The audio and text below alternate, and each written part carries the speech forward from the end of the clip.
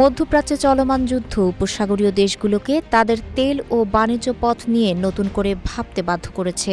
২৮ ফেব্রুয়ারি Iran যুদ্ধ শুরু হওয়ার পর থেকে প্রায় ২ মাস ধরে বিশ্বের সবচেয়ে গুরুত্বপূর্ণ উপসাগরীয় অঞ্চলে প্রবেশের একমাত্র সমুদ্রপথ হরমুজ প্রণালী বন্ধ রয়েছে। এ অবস্থায় আরব দেশগুলো তেহরানের নিয়ন্ত্রণ থেকে মুক্ত হয়ে রপ্তানি বাণিজ্য অব্যাহত রাখতে বিকল্প পথ খুঁজছে।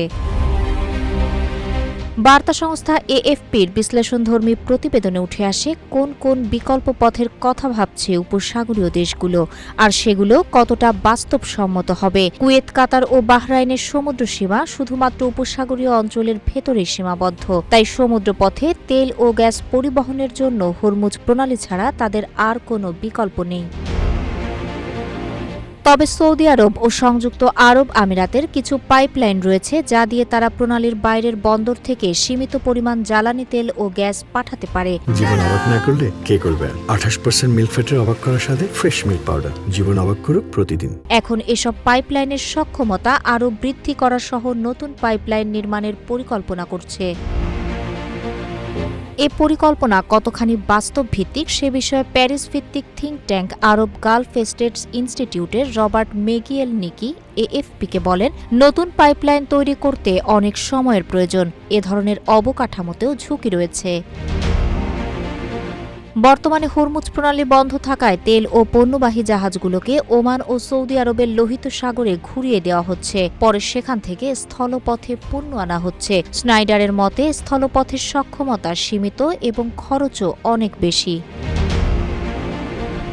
স্থলপথে পণ্য পরিবহনের আরেকটি বিকল্প পথ হল রেলপথ। গালফ কোঅপারেশন কাউন্সিল ২০৩০ সালের মধ্যে ৬টি সদস্য দেশকে যুক্ত করে রেলপথ চালুর পরিকল্পনা নিলেও নানা কারণে তা বারবার পিছিয়ে যাচ্ছে। ২০২৩ সালে চালু হওয়া এই করিডোরের একটি লক্ষ্য ছিল রেল সংযোগ ব্যবহার করে মধ্যপ্রাচ্যের সঙ্গে ইউরোপ ও ভারতের নৌরুটকে যুক্ত করা, আর এর মাধ্যমে হরমুজ প্রণালী ও সুয়েজ খাল দুটোই এড়িয়ে যাওয়ার কথা ভেবেছে দেশগুলো।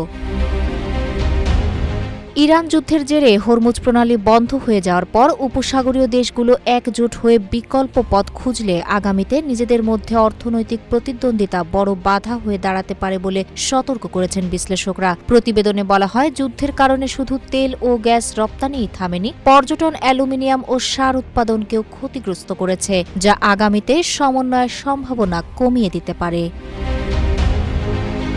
তাহেরা আক্তার, রূপালী বাংলাদেশ।